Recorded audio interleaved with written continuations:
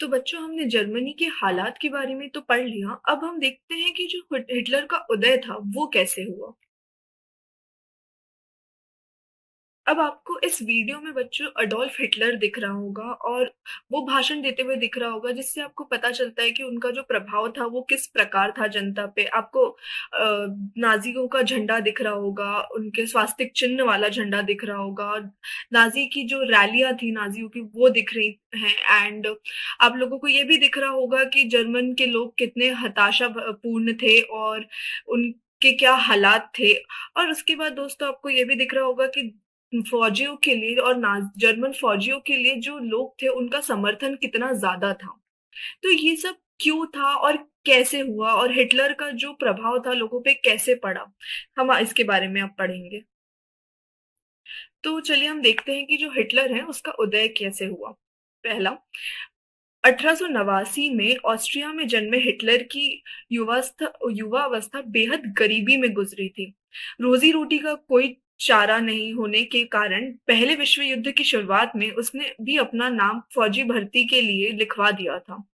भर्ती के बाद उसने अग्रिम मोर्चों पर संदेशवाहक का काम किया, कॉर्पोरल बना और बहादुरी के लिए उसने कुछ तमगे भी हासिल किए। जर्मन सेना की जो पराजय थी उसने तो उसे हिला दिया था, लेकिन वर्साई की संधि ने तो उसे आग बबूला ही कर दिया। 1919 में उसने जर्मन वर्कर्स पार्टी नामक एक छोटे से समूह की सदस्यता ले ली। धीरे धीरे उसने संगठन पर अपना नियंत्रण कायम कर लिया और उसे नेशनल सोशलिस्ट पार्टी का नया नाम दिया। तो अभी हमने ये पढ़ा कि जो हिटलर था उसका जो बचपन था वो कैसा रहा और वो कैसे पॉलिटिक्स के अंदर घुसा, उसने राजनीति में अपना तबका कैसे जमाया। 1923 में ही हिटलर ने बवेरिया पर कब्जा करने के लिए बर्लिन पर चढ़ाई करने और सत्ता पर कब्जा करने की योजना बना ली थी। इन दुस्साहसिक योजनाओं में वह असफल रहा। उसे गिरफ्तार कर लिया गया। उस पर देशद्रोह का मुकदमा भी चला, लेकिन कुछ समय बाद उसे रिहा कर दिया गया। नाजी राजनीतिक खेमा 1930 के दशक के शुरुआती सालों तक जनता को बड़े पैमाने पर अपनी तरफ आकर्षित नहीं कर पाया। तो अभी आपने देखा कि कैसे हिटलर की जो योजनाएं थी वो पहले से साफ थी। उसने ट्राई किया कि वो कब्जा कर ले बवेरिया पर वो असफल रहा। इसलिए उसको देशविद्रोह के लिए जेल भी हुई, लेकिन वो जल्दी ही बरी भी हो गया। उसके बाद 1930 तक जो नाजी पार्टी थी उसका कोई बहुत वो नहीं थी कि बहुत लोग उसको पार्टिसिपेट उसमें करना चाह रहे हैं या उसकी बहुत इंपॉर्टेंस है। लोगों को बस उसके बारे में पता था, वो अभी भी लोगों को उतना आकर्षित नहीं कर पा रही थी। पर ये हिटलर ने ये सत्ता अपनी स्थापित कैसे की। लेकिन महामंदी के दौरान नाजीवादी एक जन आंदोलन का रूप कर लिया। नाजी प्रोपेगेंडा में लोगों को एक बेहतर भविष्य की उम्मीद दिखाई देने देती थी।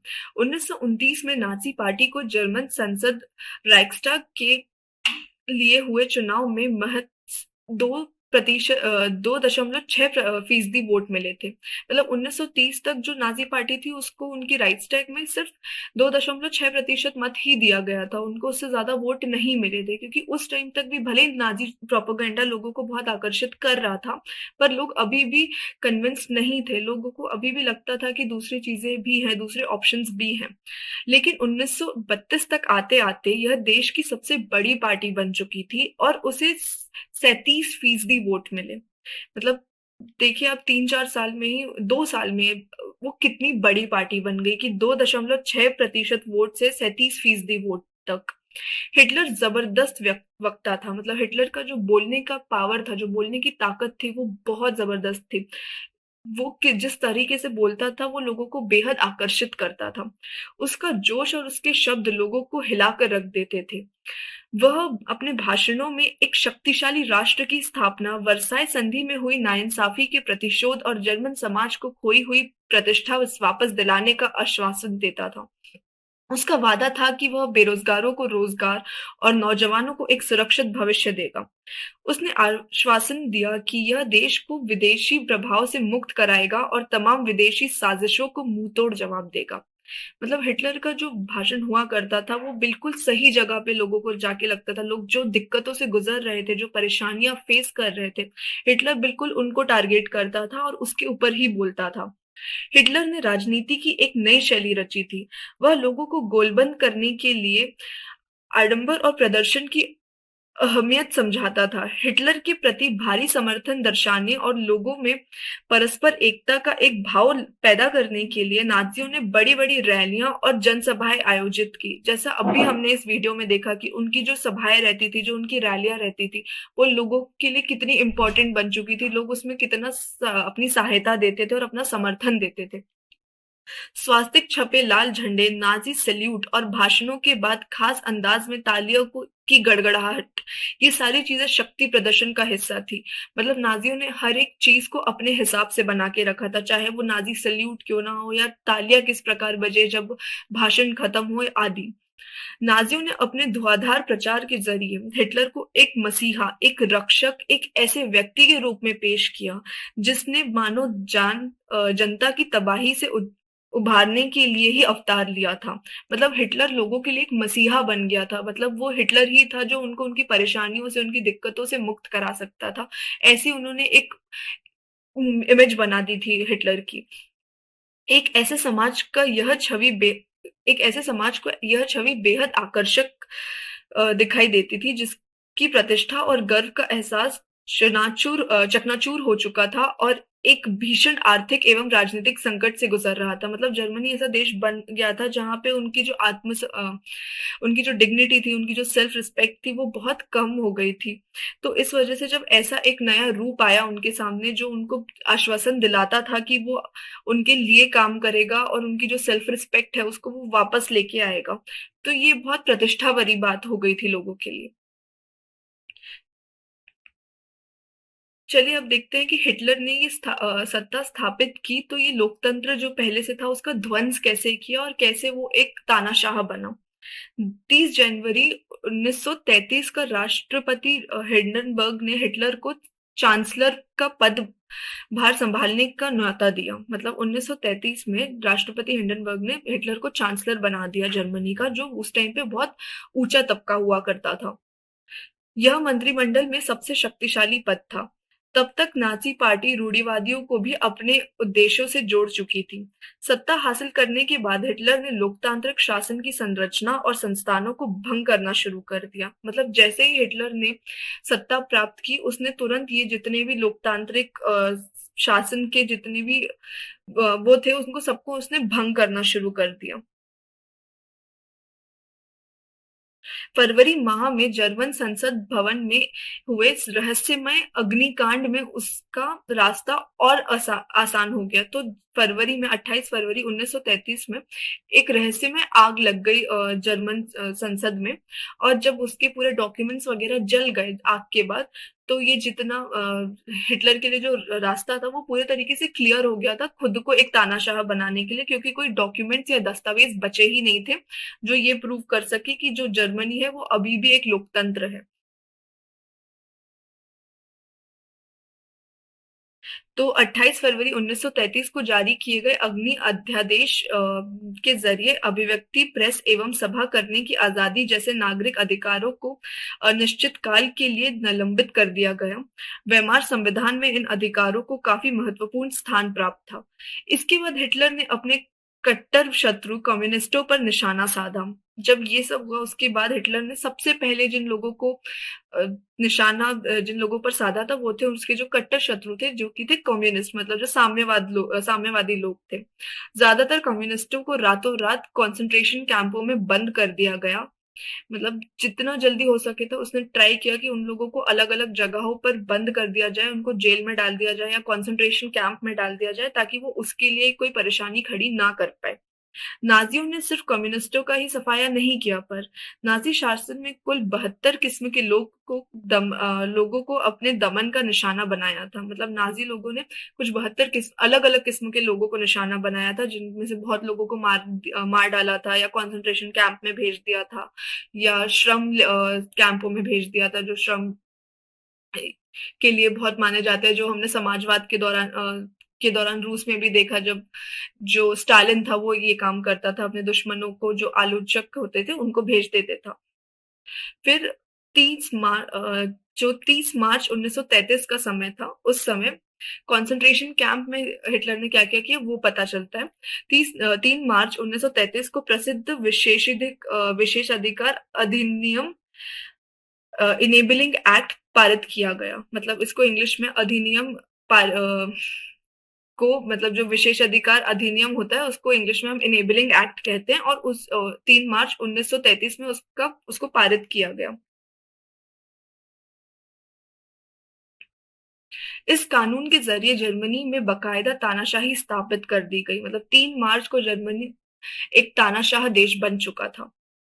इस कानून के जरिए जर्मनी में बकायदा तानाशाही जब स्थापित की, इस कानून ने हिटलर को संसद को हाशिए पर धकेलने और केवल अध्यान अध्यादेशों के जरिए शासन चलाने का निरंकुश अधिकार प्रदान कर दिया था। मतलब इसके बाद अब हिटलर के पास निरंकुश अधिकार था जर्मनी को जिस तरीके से वो चाहे उस तरीके से चलाने का। नाजी पार्टी और उससे बड़े संगठनों के अलावा सभी राजनीतिक पार्टियां और ट्रेड यूनियनों पर पाबंदी लगा दी गई। और उसके बाद अर्थव्यवस्था, मीडिया, सेना और न्यायपालिका पर राज्य का पूरा नियंत्रण स्थापित हो गया था। जो हिटलर जैसे ही पावर में आया और उसने विशेषाधिकार अधिनियम जब लागू किया, तो उसने सबसे पहले जो अपने न्यायपालिका होते हैं या मीडिया होती है या सेना होते हैं, उस पे सब अधिकार अपना खुद का जमा लिया, ताकि लोगों के जो सबसे क्लोज सेंटर्स हों, उस पे हिटलर का ही अधिकार हो। पूरे समाज को नाजियों के हिसाब से नियंत्रित और व्यवस्थित करने के लिए विशेष निगरानी और सुरक्षा दस्ते गठित किए गए। मतलब जैसे आपने रूसी क्रांति में भी देखा होगा, वैसे ही यहाँ पे भी नए नए दस्ते गठित किए गए, नई नई आर्मियां बनी जो सिर्फ हिटलर के हिसाब से चलती थी। इन नवगठित दस्तों को बेहिसाब असंवैधानिक अधिकार दिए गए और इन्हीं की वजह से नाजी राज्य को एक खूंखार आपराधिक राज्य की छवि प्राप्त हुई। मतलब यही जो फौजी वाली जो आर्मियां जो गठित की गई थी, जो खेमे इन लोगों ने गठित किए, उनके पास बहुत सारे असंवैधानिक राइट्स थे, उनके पास बहुत सारे असंवैधानिक अधिकार थे, जिसकी वजह से जो जर्मनी को इतना बड़ा नाम मिला है कि वहां पे बहुत ज्यादा क्रूरता की गई लोगों के साथ, इन लोगों की वजह से ही हुई थी। गस्तापो के यंत्रणा गृहों में किसी को भी बंद किया जा सकता था। मतलब वहां पे गस्तापो में एक यंत्रणा घर था, जिसको हम कंसंट्रेशन कैंप या हॉलोकास्ट कैंप्स बोलते हैं। वहां पे कोई भी जा सकता, मतलब किसी को भी भेज दिया जाता था। उसके लिए आप जो कोर्ट है उसके तरफ नहीं जा सकते, कि कोर्ट से आप हेल्प नहीं मांग सकते थे अगर इन नवीन गठित फौजियों की जो आर्मीज होती थी वो अगर आपको कुछ उस जगह पे भेज दे तो। नए दस्ते किसी को भी यातना गृहों में भेज सकते थे। यातना गृह मतलब जहाँ पे आपको बहुत ज्यादा यातनाएं पहुंचाई जाती थी, आपके ऊपर वायलेंस होता था, तो वैसे गृह में भेज सकते थे। किसी को भी बिना कानूनी कार्रवाई के देश निकाला दिया जा सकता था या गिरफ्तार किया जा सकता था। दंड की आशंका से मुक्त पुलिस बलों ने निरंकुश और निरक्षेप शासन का अधिकार प्राप्त कर लिया था। मतलब अगर वो कुछ भी करे तो पुलिस वालों को कोई भी दंड नहीं मिलेगा, इसलिए उनके पास भी एक निरंकुश अधिकार मिल चुका था उनको भी। अब हम देखते हैं कि हिटलर ने सबसे पहले अर्थव्यवस्था की पुनः प्राप्ति के लिए क्या किया। तो हिटलर ने अर्थव्यवस्था को पटरी में लाने की जो जिम्मेदारी थी वो हलमार्क स्केच को सौंपी थी, जिसका उद्देश्य राज्य द्वारा वित्त पोषित कार्य निर्माण कार्यक्रम के माध्यम से पूर्ण उत्पादन और पूर्ण रोजगार था। तो उनका जो सबसे ज्यादा जो मेन टारगेट था उन लोगों का, वो ये था कि जो घर पे जितना भी सामान, मतलब जो उनका जो देश था, उनकी जो कंट्री थी, उसमें जितना सामान बना सके खुद से उतना बनाए, और जितने उद्योग है वो और भी ज्यादा सेटल करते जाए। तो जो शाक था उसने सबसे पहले सरकारी पैसे से चलाए जाने वाले रोजगार संवर्धन कार्यक्रम के जरिए 100% उत्पादन और 100% रोजगार उपलब्ध कराने का लक्ष्य तय किया। और जो मशहूर जर्मन सुपर हाईवे और जनता की कार वोक्सवैगन इसी परियोजना की देन थी। जो आपने बहुत सारी वोक्सवैगन की कार्स देखी होगी, तो ये इसी जो परियोजना थी उसी की देन है। अब देखते हैं युद्ध और विस्तार। तो हिटलर ने पावर में आते से क्या कौन से युद्ध किए और कितना विस्तार किया जर्मनी का। तो विदेश नीति के मोर्चे पर भी हिटलर को फौरन कामयाबियां मिली। 1933 में उसने लीग ऑफ नेशन से पल्ला झाड़ लिया अपना। लीग ऑफ नेशन के बारे में आपने फ्रांसीसी क्रांति के बारे में पढ़ा होगा, जो यूनाइटेड नेशन के पहले आई थी, जिसमें जब आपका पहला विश्व युद्ध हुआ था तो पीस मेंटेन करने के लिए, ताकि आगे चल के और युद्ध ना हो, तो लीग ऑफ नेशंस बनाया गया था उसमें, ताकि लोग सारे कंट्रीज जो है, सारे देश है, वो मिलके आपस में डिस्कशन कर सके। तो जो लीग ऑफ नेशन का पहले जर्मनी भी पार्ट था, पर सबसे पहले हिटलर ने 1933 में से लीग ऑफ नेशन से खुद को हटा लिया था। फिर उसके बाद 1936 में राइनलैंड पर दोबारा कब्जा किया और एक जन एक साम्राज्य एक नेता के नारे की आड़ में 1938 में ऑस्ट्रेलिया को जर्मनी में मिला लिया। मतलब राइनलैंड जो था, अभी हमने देखा कि वो फ्रांस ले गया था, तो उसको भी जर्मनी ने अपने पास ले लिया और ऑस्ट्रिया को भी अपने कब्जे में ले लिया। इसके बाद उसने चेकोस्लोवाकिया के कब्जे वाले जर्मन भाषी सुडेटेनलैंड प्रांत पर कब्जा किया और फिर पूरे चेकोस्लोवाकिया को हड़प लिया। पहले उसने सिर्फ और सिर्फ सोचा कि मैं सुडेटेनलैंड पे कब्जा करूंगा, बट फिर उसके बाद उसने पूरा चेकोस्लोवाकिया ही प्राप्त कर लिया अपने पास। फिर इसी दौरान उसे इंग्लैंड का भी खामोश समर्थन मिल रहा था, क्योंकि इंग्लैंड की नजर में वर्साई की संधि के नाम पर जर्मनी के साथ बड़ी नाइंसाफियां हुई थी। घरेलू और विदेशी मोर्चे पर जल्दी जल्दी मिली इन कामयाबियों से ऐसा लगा कि देश की नियति अब पलटने वाली है। तो हिटलर को बहुत जल्दी जल्दी जीतें मिल रही थी, इस वजह से लोगों को लगने लगा, लोगों का जो विश्वास था वो हिटलर के ऊपर और भी बढ़ गया कि हिटलर ही है जो बदलाव ला सकता है, बाकी और कोई भी नहीं ला सकता। हिटलर ने आर्थिक संकट से निकलने के लिए युद्ध का विकल्प चुना। अभी हमने देखा कि जर्मनी में बहुत ज्यादा आर्थिक संकट चालू था, तो उसके लिए हिटलर ने जो विकल्प चुना था वो था युद्ध का। वह राष्ट्रीय सीमाओं का विस्तार करते हुए ज्यादा से ज्यादा संसाधन इकट्ठा करना चाहता था। इसी लक्ष्य को ध्यान में रखते हुए सितंबर 1939 में उसने पोलैंड पर हमला कर दिया। इसकी वजह से फ्रांस और इंग्लैंड के साथ भी उसका युद्ध शुरू हो गया। जब 1939 में पोलैंड पर हमला बोला हिटलर ने, तो फ्रांस और इंग्लैंड ने भी अपने जो थे हाथ खड़े कर दिए। अब बोला कि हम शांत नहीं बैठ सकते हैं, और उन्होंने भी जो जंग थी उनके खिलाफ जर्मनी के खिलाफ छेड़ दी जंग।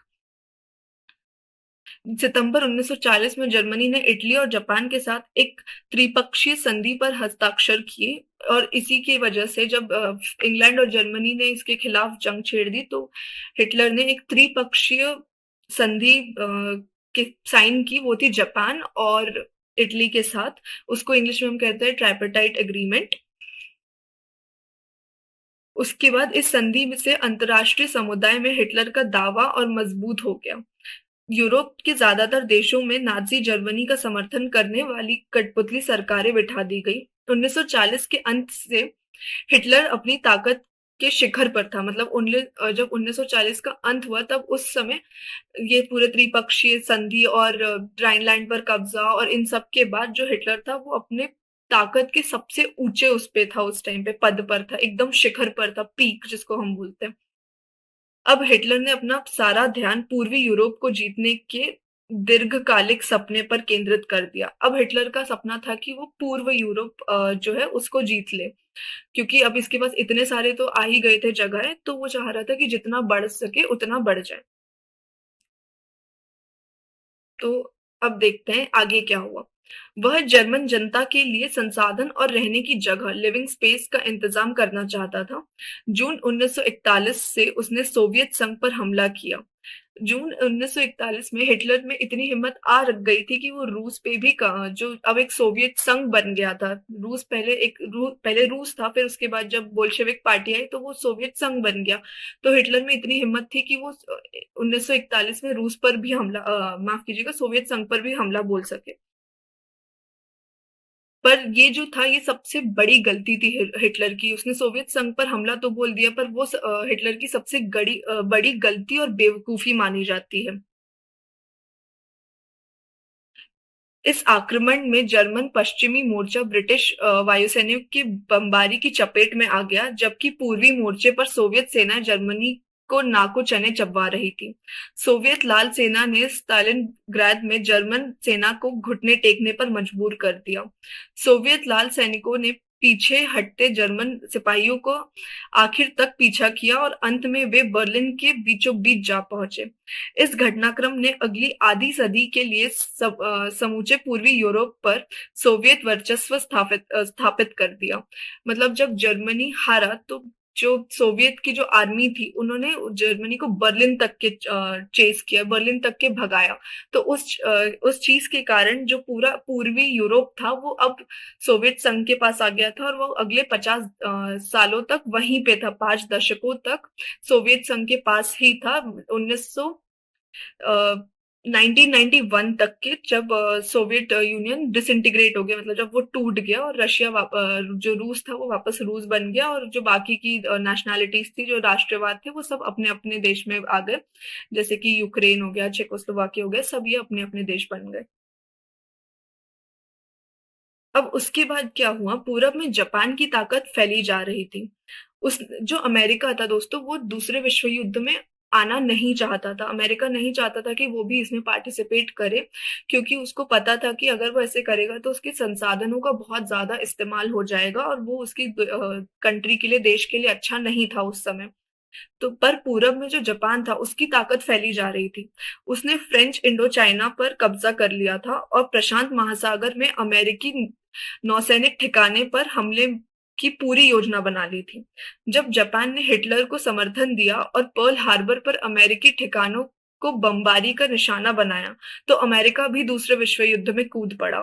तो अमेरिका पहले नहीं चाहता था, पर जब जापान ने अमेरिकी पर्ल हार्बर पर हमला किया तो अमेरिका को इस विश्व युद्ध में कूदना ही पड़ा।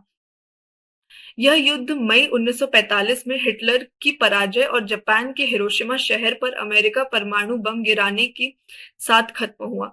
तो जापान की ये जो गलती थी पर्ल हार्बर, वो उनके ऊपर इतनी भारी पड़ी कि जो एटम बॉम्ब, जो न्यूक्लियर बॉम्ब, जो सबसे भयानक हथियार माना जाता है, वो अमेरिका ने जापान के हिरोशिमा नागासाकी पर गिराया और उसके बाद ही 1945 में युद्ध का अंत हुआ। और दोस्तों, जापान का हिरोशिमा नागासाकी इकलौते एरिया है जहां पे आज तक जो न्यूक्लियर बॉम्ब है वो फोड़ा गया है या फटा है। इसके अलावा कहीं भी न्यूक्लियर बॉम्ब कभी इस्तेमाल नहीं किया है, वो इतना ज्यादा उसका भयानक असर रहता है। दूसरे विश्व युद्ध के इस संक्षिप्त ब्यौरे के बाद अब हम एक बार फिर हेलमुट और उसके पिता की कहानी पर वापस लौटते हैं। यह युद्ध के दौरान नाजी जुल्मों की कहानी है। तो अब ये देखते हैं कि जो युद्ध के बाद नाजी थे उनके ऊपर क्या क्या जुल्म हुए। नाजियों का विश्व दृष्टिकोण क्या था, अब हम वो देखेंगे। जो नाजियों की विचारधारा थी, पहले हम उस पे कंसंट्रेट करना चाहेंगे, क्योंकि उसी के बाद आपको पता चलेगा कि जो नाजियों ने सब किया, उन्होंने जितने भी प्रताड़ित किया लोगों को, वो क्यों किया। तो नाजी विचारधारा हिटलर की विश्व दृष्टिकोण का पर्यायवाची थी। तो नाजी जो विचारधारा थी वो हिटलर जैसे सोचता था, बस वैसी ही थी। इस विश्व दृष्टिकोण से सभी समाजों को बराबरी का हक नहीं था।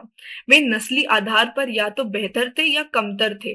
मतलब नस्ली आधार दोस्तों वो होता है जो आपके स्किन का जो कलर होता है, जो रंग होता है, आपकी आंखें कैसी होती है, आपके बालों का कलर कैसा होता है, उन सब पे डिपेंड करता है, जिसको हम अंग्रेजी में रेस कहते हैं। आपने बहुत बार सुना भी होगा कि जो अश्वेत होते हैं उनका कलर काला रहता है, तो वो ब्लैक रेस के हैं। हम जो इंडियंस हैं हम ब्राउन रेस के हैं, क्योंकि हम लोगों के जो स्किन का कलर है भूरा है। फिर जो इंग्लिश हो गए या अमेरिकी हो गए, वो लोग वाइट रेस के हैं, क्योंकि वो श्वेत है, वो गोरे हैं। तो इसी चीजों पे डिपेंडेंट रहता था हिटलर का नस्लवाद। तो ये जो नस्ली आधार पर हिटलर वो देखता था कि कौन बेहतर है और कौन कमतर है। इस नजरिए में ब्लॉन्ड ब्लॉन्ड दोस्तों वो होते हैं जिनके जो बाल रहते हैं वो वाइटिश कलर के होते हैं, मतलब सफेद कलर के होते हैं पर सफेद नहीं होते। जैसे अगर आपके दिमाग में कोई एक्ट्रेस वगैरह आ रही हो या कोई भी आ रहा हो जो हॉलीवुड का हो, तो वो उसके जैसे वाइट बाल होते हैं, वो होते हैं। अब अगर आप स्कारलेट जोहानसन, आप लोगों ने मार्वल की मूवीज देखी होगी, तो उसमें जो एक्ट्रेस है जो ब्लैक विडो प्ले करती है, उसका एक एग्जाम्पल आप ले सकते हैं। वो जो थी वो ब्लॉन्ड थी। या फिर अगर आपको थोड़ा सा जाना माना उदाहरण देना चाहूं, तो अगर आपने हैरी पॉटर सीरीज देखी होगी, तो उसमें जो एक कैरेक्टर है जिसको हम ड्रेको मैल्फॉय बोलते हैं, उसके जो बालों का कलर है वो ब्लॉन्ड है। तो तो इस नजरिए से जो लोग ब्लॉन्ड होते थे, जिनकी नीली आंखें होती थी, और जो नॉर्डिक जर्मन आर्य होते थे, तो जो नेटिव होते थे, मतलब नॉर्डिक जर्मन मतलब जो जर्मनी के ही हो और वो आर्य हो, जिनको हम अंग्रेजी में आर्यन कहते हैं, सबसे ऊपरी, और यहूदी सबसे निचली पायदान पर आते थे। मतलब इनके लिए जो सबसे ऊंचे थे, जो सबसे बेहतर थे, वो थे नॉर्डिक जर्मन आर्य, और जो सबसे नीचे हुआ करते थे वो होते थे यहूदी, जिनको हम ज्यूज बोलते हैं। यहूदियों को नस्ल विरोधी यानी आर्यों का कट्टर शत्रु माना जाता था। बाकी तमाम समाजों को उनके बाहरी रंग रूप के हिसाब से जर्मन आर्यों और यहूदियों के बीच में रखा गया था। हिटलर की नस्ली सोच चार्ल्स डार्विन और हर्बर्ट स्पेंसर जैसे विचारकों के सिद्धांतों पर आधारित थी। डार्विन प्रकृति वैज्ञानिक थे, जिन्होंने विकास और प्राकृतिक चयन की अवसाधारण के जरिए पौधों और पशुओं की उत्पत्ति की व्याख्या का प्रयास किया था। बाद में हर्बर्ट स्पेंसर ने अतिजीविता का सिद्धांत, मतलब सर्वाइवल ऑफ द फिटेस्ट, मतलब जो सबसे ज्यादा फिट रहेगा वो ही जीवित रह पाएगा, बाकी नहीं जीवित रह पाएंगे, ऐसा हर्बर्ट स्पेंसर ने उसमें ऐड किया था। लेकिन जो डार्विन और हर्बर्ट स्पेंसर बोलना चाहते थे, वो सब बहुत साइंटिफिक था, बहुत वैज्ञानिक था। हिटलर ने उसमें अपना नया एक ट्विस्ट डाला था, हम बोल सकते हैं। उसमें जो ये दो साइंटिस्ट थे, वो कभी ऐसा नहीं बोलते थे कि जो ब्लॉन्ड लोग हैं वो ही सबसे आगे रहेंगे, उनका ये मतलब कभी नहीं था। नस्ल के हिसाब से उन्होंने नहीं बोला था, पर हिटलर ने उसमें एक नस्ल का भी फैक्टर डाल दिया था। वही जिंदा बचे, यह विचार दिया। इस विचार का मतलब यह था कि जो प्रजातियां बदलती हुई वातावरणीय परिस्थितियों के अनुसार खुद को ढाल सकती है, वही पृथ्वी पर जिंदा रहती है। यह हमें इस बात का ध्यान रखना चाहिए कि डार्विन ने चयन के सिद्धांत को एक विशुद्ध प्राकृतिक प्रक्रिया कहा था और उसमें इंसानी हस्तक्षेप की वकालत कभी नहीं की। लेकिन नस्लवादी विचारकों और राजनेताओं ने पराजित समाजों पर अपने साम्राज्यवादी शासन को सही ठहराने के लिए डार्विन के विचारों का सहारा लिया।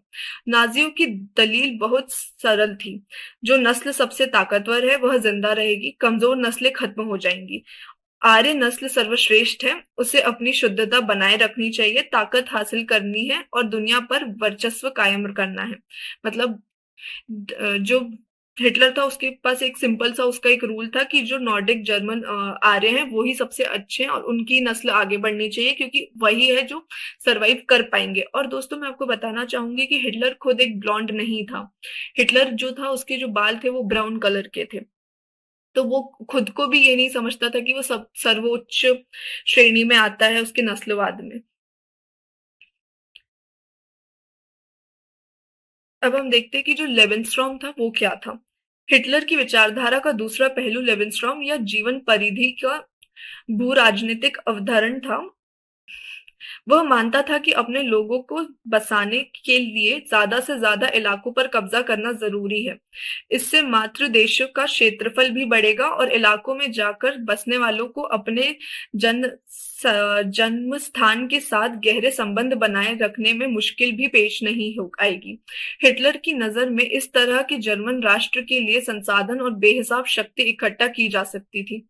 पूरब में हिटलर जर्मन सीमाओं को और फैलाना चाहता था, ताकि सारे जर्मनों को भौगोलिक दृष्टि से एक ही जगह इकट्ठा किया जा सके। पोलैंड इस धारणा की पहली प्रयोगशाला बना। मतलब हिटलर सोचता था कि अगर वो जर्मनी के सारे लोगों को एक साथ रखना चाहता है, तो उस वजह से उसको दूसरे देशों पे कब्जा करना जरूरी है, अपने आसपास के जितने भी देश हैं, ताकि जितने भी जर्मन लोग हैं उनको सारे संसाधन आसानी से मिलते रहें। और इस पूरी थ्योरी को, उसकी जो ये पूरी सोच थी, उसको लेविनस्ट्रॉम बोला जाता है। और इस विचारधारा का जो पहला टारगेट था, जो पहला उसका प्रयोगशाला बना, जो एक्सपेरिमेंट बना, वो पोलैंड बना, क्योंकि जो हिटलर ने सबसे पहले जो कब्जा किया था वो पोलैंड पर किया था। अब हम देखते हैं कि हिटलर ने नस्लवादी राज्य की स्थापना कैसे की। सत्ता में पहुंचते ही नाजियों ने शुद्ध जर्मनी के विशिष्ट नस्ली समुदाय की स्थापना के सपने को लागू करना शुरू कर दिया। सबसे पहले उन्होंने विस्तारित जर्मन साम्राज्य में मौजूद उन समाजों या नस्लों को खत्म करना शुरू किया जिन्हें वे अवांछित मानते थे। नाथी शुद्ध और स्वस्थ नॉर्डिक आर्यनों का समाज बनाना चाहते थे। उनकी नजर में केवल ऐसे लोग ही वंचित थे, केवल यही लोग थे जिन्हें तरक्की और वंश विस्तार के योग्य माना जा सकता था। मतलब जो नॉर्डिक जर्मन आर्य थे वही थे जिनको अपने वंश को आगे बढ़ाना, मतलब बच्चे पैदा करने का हक होना चाहिए, बाकी किसी को भी नहीं होना चाहिए, क्योंकि बाकी जितने भी लोग हैं वो अवंचित है, मतलब वो हेल्दी नहीं है ये सब चीजें करने के लिए। और उनकी जो नस्ल है वो साफ नहीं है, वो गंदी नस्ल के लोग हैं इनके हिसाब से, जर्मन जो नाजी लोग थे उनके हिसाब से। इसका मतलब यह निकला कि ऐसे जर्मनों को भी जिंदा रहने का कोई हक नहीं है जिन्हें नाजी अशुद्ध या असामान्य मानते हैं। यूथनेशिया यानी दया मृत्यु कार्यक्रम के तहत बाकी नाजी असफरों के साथ साथ हेलमुट के पिता ने भी असंख्य ऐसे जर्मनों को मौत के घाट उतारा था जिन्हें वह मानसिक या शारीरिक रूप से अयोग्य मानते थे। मतलब इनके हिसाब से जितने भी लोग थे, अगर जैसे किसी को कुछ मेंटल प्रॉब्लम हो या कोई अपंग हो, जो हाथ खराब हो या पैर नहीं चला सकता या आंख में दृष्टि नहीं हो या कान खराब हो, तो ऐसे लोगों को यूथनेशिया मतलब स्वयं हत्या, मतलब दया मृत्यु जिसको बोलते हैं, वो दे दी जाती थी। और ऐसे बहुत सारे डॉक्टर थे जिन्होंने इस चीज में हाथ बटाया था, इंक्लूडिंग हेलमुट के पिता, जिनके बारे में हमने स्टोरी सुनी थी एकदम इस अध्याय के शुरुआत में। केवल यहूदी ही नहीं थे जिन्हें अवंचितों की श्रेणी में रखा गया था, इनके अलावा भी कई नस्लें थी जो इसी नियति के लिए अभिशप्त थी। जर्मनी में रहने वाले जिप्सियों और अश्वेतों की पहले तो जर्मन नागरिकता छीन ली गई और बाद में उन्हें मार दिया गया, और पॉलिश मूल के लोगों को भी मनुष्य के कमतर माना गया। नाजी जर्मनी में सबसे बुरा हाल यहूदियों का हुआ। यहूदियों के प्रति नाजियों की दुश्मनी का एक आधार यहूदियों के प्रति ईसाई धर्म में मौजूद परंपरागत घृणा भी थी। तो जो ईसाई लोग थे वो ये मानते थे कि जो यहूदी थे उन्होंने ईसा मसीह मतलब जीसस क्राइस्ट की हत्या की थी। और उसके अलावा उनके दिमाग में ये भी था, जो यहूदी लोग रहते थे वो सिर्फ पैसों के हिसाब से जीना जानते थे। तो बहुत टाइम तक आपके इतिहास में आप देखेंगे कि यहूदियों को अपनी खुद की जमीन का मालिक बनना अलाउड नहीं था। वो सिर्फ पैसा लोन देके ही अपना काम कर्जे में देके और उसका वो कर्जा वापस लेके ही अपनी जिंदगी चलाते थे। तो ऐसा इनका मानना था। तो इस वजह से जो यहूदी थे उनको घेटो में रखा गया था। घेटो जैसी कम्युनिटी होती है, एक ऐसा मोहल्ला होता है जहाँ पे सिर्फ एक ही धर्म के लोग रहते हैं। फिर जब सन 1933 से 1938 तक नाजियों ने यहूदियों को तरह तरह से आतंकित किया, उन्हें दरिद्र और आजीविका के संसाधनों से हीन कर दिया गया और उन्हें शेष समाज से अलग कर डाला।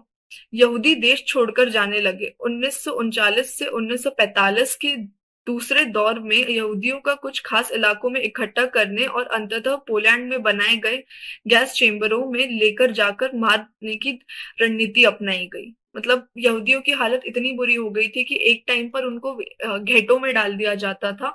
और जब वो घेटों में जाते थे उसके पहले मैंने अभी आप लोगों को बताया कि घेटोस वो होते हैं जहाँ पे सिर्फ एक धर्म के लोग रहते हैं। तो इन घेटों में डालने से पहले उन लोगों को उनकी पूरी संपत्ति से निष्कासित कर दिया जाता था कि उनकी जितनी भी संपत्ति है वो उनको नहीं मिलेगी। और वो घेटोस की जो हालत थी वो भी बिल्कुल अच्छी हुआ नहीं करती थी। वहां पे भी जो लोग थे वो बहुत गंदगी में रहते थे, बीमारियां फैल रही थी बहुत ज्यादा। और उसके बाद इन लोगों की नागरिकता भी छीन ली गई थी और उन्हें कुछ समय बाद तो कॉन्सेंट्रेशन कैंप्स में डालने लगे जो पोलैंड में बने थे। अब हम देखते हैं कि नस्ली कल्पना लोग क्या था, इनका जो यूटोपिया था, नस्ली यूटोपिया, नस्ली कल्पना लोग, वो क्या था। तो युद्ध के साय में नाजी अपने कातिलाना नस्लवादी कल्पना लोक या आदर्श विश्व के निर्माण में लग गए। जनसंहार और युद्ध एक ही सिक्के के दो पहलू बन गए थे। पराजित पोलैंड को पूरी तरह नहस कर दिया और उनका मतलब पराजित पोलैंड जो था वो पूरे तरीके से तहस नहस हो गया था जर्मन द्वारा। उत्तर पश्चिमी पोलैंड का ज्यादातर हिस्सा जर्मनी में मिला लिया गया। पोलैंड के लोगों को अपने घर और माल असबाब छोड़कर भागने के लिए मजबूर किया गया ताकि जर्मनी के कब्जे वाले यूरोप में रहने वाले जर्मनों को वहां लाकर बसाया जा सके। इसके बाद पोलैंड वासियों को मवेशियों की तरह खदेड़ कर जनरल गवर्नमेंट नामक दूसरे हिस्से में पहुंचा दिया गया। जर्मन साम्राज्य में मौजूद तमाम अवांछित तत्वों को जनरल गवर्नमेंट नामक इसी इलाके में लाकर रखा जाता था। पोलैंड के बुद्धिजीवियों को बड़े पैमाने पर मौत के घाट उतार दिया गया। यह पूरे पोलैंड के समाज को बौद्धिक और आध्यात्मिक स्तर पर गुलाम बना लेने की चाल थी। आर्य जैसे लगने वाले पोलैंड के जो बच्चे थे उनको माँ बाप से छीन कर जांच के लिए नस्ल विशेषज्ञों के पास पहुंचा दिया गया। अगर वे नस्ली जांच में कामयाब हो जाते थे तो उन्हें जर्मन परिवारों में पाला जाता था, और अगर ऐसा नहीं होता था तो उन्हें अनाथ आश्रमों में डाल दिया जाता था। उनमें से ज्यादातर मर जाते थे। जनरल गवर्नमेंट में कुछ विशाल तम घेटो और गैस गैस चेम्बर भी थे, इसलिए यहाँ यहूदियों को बड़े पैमाने में मारा जाता था। तो आप देख सकते हैं कि जो पोलैंड के साथ हश्र हुआ था वो कितना बुरा था। उनको खुद की प्रॉपर्टी से हटा दिया गया था, खदेड़ दिया गया था। और बहुत सारे पोलैंड के जो सबसे इंटेलेक्चुअल लोग जो रहते हैं, मतलब आपके जो टीचर्स हो गए, डॉक्टर्स हो गए या पॉलिटिशियंस हो गए, उन लोगों को मार दिया गया था। और इन लोगों को एक जनरल गवर्नमेंट करके एक एरिया बना दिया गया था जहाँ पे भेज दिया जाता था, और यहाँ पे कॉन्सेंट्रेशन कैंप्स रहते थे। कॉन्सेंट्रेशन कैंप्स वो होते थे जहाँ पे गैस चेम्बर्स रहते थे, और उन गैस चेम्बर्स में ही वो लोग बाकी जो लोग उनको नहीं भाते थे, जैसे यहूदी हो गए, उनको मार दिया जाता था साइंटिफिक तरीके से। और आपने ये भी देखा कि इतना ज्यादा ये लोग नस्लवाद के ऊपर थे, इतने क्रूड बन गए थे कि जो बच्चे, इनको लगता था कि शायद इनके नस्ल के होंगे, जो आर्य नस्ल है उसके होंगे, तो वो उनको अपने माँ बाप से छीन लेते थे, भले ही वो पॉलिश क्यों ना हो। मतलब जो पोलैंड के लोग रहते हैं उनको पॉलिश बोला जाता है, तो भले ही वो पॉलिश क्यों ना हो, उनको उनसे छीन लिया जाता था और फिर नस्लवाद विशेषज्ञों के पास भेजा जाता था। और अगर वो ये चीज पास ना करे, मतलब वो इनके हिसाब से सही नस्ल के ना हो, तो फिर उनको ऑर्फनेज भेज दिया जाता था। ऐसा भी नहीं कि अपनी फैमिली के पास वापस भेज दिया जाए, उनको अनाथालय भेज दिया जाता था। और उन अनाथालयों की भी जो हालत थी वो बिल्कुल अच्छी नहीं थी, तो जिस वजह से वहां पे ये बहुत सारे बच्चे मर भी जाते थे। आप क्रूरता देख सकते हैं इसमें कि नाजीवाद की जो क्रूरता थी, जो जितना उनके अंदर हेट्रेट था, नफरत थी लोगों को लेके, वो किस हद तक थी, और लोगों ने क्या क्या फेस भी किया है, ये भी आप देख सकते हैं। यहाँ पे आपको दिख रहा होगा कि जो बहिष्कार हुआ था यहूदियों का, वो 3 चरणों में हुआ था। तो उसका जो पहला चरण है वो बहिष्कार बोलते हैं जिसको, वो 1933 से 1939 तक हुआ। तो जो पहला चरण था उसमें न्यूरमबर्ग नागरिकता अधिकार सितंबर 1935 में जर्मन या उससे संबंधित रक्त वाले व्यक्ति ही जर्मन नागरिक होंगे और उन्हें जर्मन साम्राज्य का संरक्षण मिलेगा। फिर यहूदियों और जर्मनों के बीच विवाह पर पाबंदी, ये सब जो नए रूल्स बनाए थे वो मैं आपको बता रही हूँ। यहूदियों और जर्मनों के बीच विवाह विवाहेतर संबंधों का को अपराध घोषित कर दिया गया। यहूदियों द्वारा राष्ट्रीय ध्वज फहराने पर पाबंदी लगा दी गई। तो मतलब आप देख सकते हैं कि स्टार्टिंग में इन्होंने पहले सिर्फ नागरिकता छीनी, उसके बाद विवाह करने से मना कर दिया, और उसके बाद इन्होंने झंडा फहराने से मना कर दिया।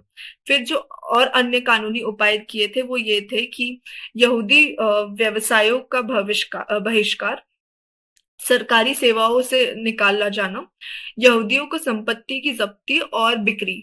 तो उसके बाद जो 3 चीजें उन्होंने की थी, सबसे पहले तो उनके जितने भी व्यवसाय थे, उनके जितने भी बिजनेस थे, उसका बहिष्कार कर दिया, उसको खत्म कर दिया। फिर सरकारी सेवाएं जो थी, जिसमें जितने भी यहूदी थे उसमें से उनको निकाल दिया गया। फिर जो लास्ट थी, तो इनकी जितनी भी संपत्ति थी उसको जब्त कर लिया सरकार ने और बेच दिया फिर से, और किसी किसी और जर्मन को बेच दिया। इसके अलावा नवंबर 1948 के बाद एक जनसंहार में यहूदियों की संपत्तियों को तहस नहस किया गया, लूटा गया, उनके घरों पर हमले हुए। यहूदी प्रार्थना घर, जिसको साइनागोज कहते हैं, जला दिए गए और उन्हें गिरफ्तार कर दिया गया। इस घटना को नाइट ऑफ ब्रोकन ग्लास के नाम से याद किया जाता है। मतलब इस दिन इन लोगों ने बहुत ज्यादा एक रात मिलके इनके जो यहूदी के जो प्रार्थना घर थे वो तक के जला दिए, उनको पूरी तरीके से लूट लिया, बहुत लोगों को मार डाला, और इसी नाइट को नाइट ऑफ ब्रोकन ग्लास बोला जाता है। अब जो दूसरा चरण था वो था दड़बाबंदी या घेटोइजेशन। मैंने अभी आपको बताया कि घेटोस क्या होते हैं। ये 1940 से 1944 तक चला था, 46 तक चला था। सितंबर 1941 में सभी यहूदियों को हुक्म दिया गया कि वह डेविड का पीला सितारा अपनी छाती पर लगाकर रखेंगे। उनके पासपोर्ट, तमाम कानूनी दस्तावेजों और घरों के बाहर भी यह पहचान चिन्ह छाप दिया गया। जर्मनी में उन्हें यहूदी मकानों में और पूर्वी क्षेत्र के एवं वॉर्सा जैसी घेटो बस्तियों में कष्टपूर्ण स्थिति और दरिद्रता में रखा जाता था। ये बेहद पिछड़े और निर्धन इलाके थे। घेटो में दाखिल होने से पहले यहूदियों को अपनी सारी संपत्ति छोड़ देने के लिए मजबूर किया जाता था। कुछ ही समय में घेटो बस्तियों में वंचना, भुखमरी, गंदगी और बीमारियों का साम्राज्य व्याप्य हो गया था।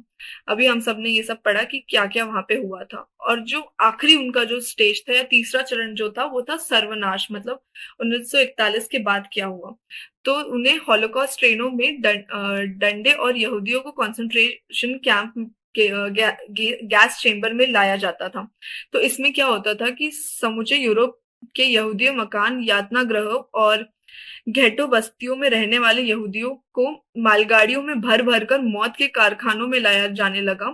पोलैंड तथा अन्य पूर्वी इलाकों से, मुख्य रूप से बेल्जेक, ऑशविट्स और सेबिबोर, ट्रेब्लिंका, चल्मनो तथा मायदानिक में उन्हें गैस चेंबरों में झोंक दिया गया। औद्योगिक और वैज्ञानिक तकनीकी के सहारे बहुत सारे लोगों को पलक झपकते मौत के घाट उतार दिया जाता था। तो ये जो कंसंट्रेशन कैंप्स होते थे दोस्तों, वो कुछ इस तरह होते थे कि ये लोग मतलब उसमें तुरंत लोगों को भेजते थे और एक ऐसा शावर बना रहता था जहाँ पे, और वो शावर से गैस निकलती थी और वो जो रूम रहता था वो पूरे तरीके से बंद रहता था। तो जो इंसान उस गैस चेंबर में जाता था वो उस गैस से, वो जो गैस रहती थी वो बहुत ज्यादा डेथली होती थी, मतलब वो लोगों के को तुरंत मार देती थी। तो उसमें भेज दिया जाता था और उसमें भेजने के पहले इन लोगों को कंसंट्रेशन कैंप्स में रखा जाता था।